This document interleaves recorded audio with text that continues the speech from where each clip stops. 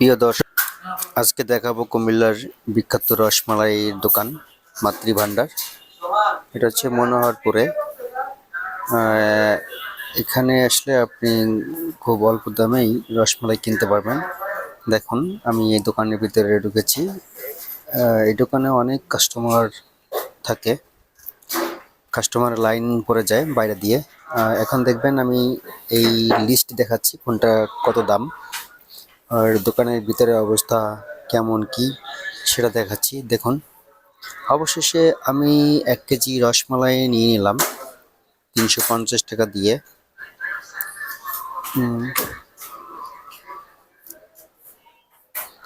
দেখুন, কাস্টমারের ভিড় পড়ে গেছে।